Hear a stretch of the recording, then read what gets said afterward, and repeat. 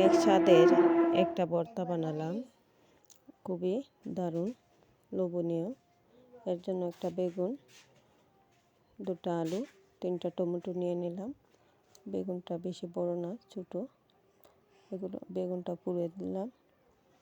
এখন বেগুনটা পুড়া হয়ে গেছে, সাথে আমি দুটো আলু আর টমেটো পুড়ে নিছি। বেগুনের খোলপাটা ছুটিয়ে নিলাম।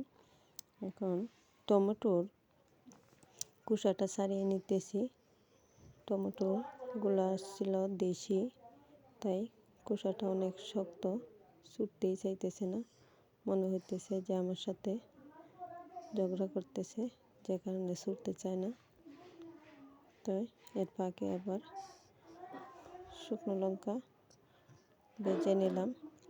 শুকনো লঙ্কা ভাজা ছাড়া যে কোনো মাখিয়ে ভর্তা তেমন একটা স্বাদ আসে না, তাই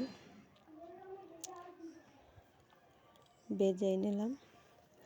সাথে কিছুটা পেঁয়াজ কুচি, লবণ দিয়ে দিলাম।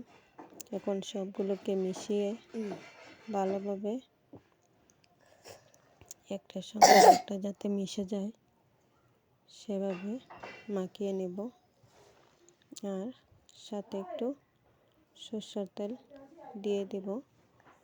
সরষের তেলটা একটু বেশি দিলেই এর ফ্লেভারটা খুব ভালো হয়।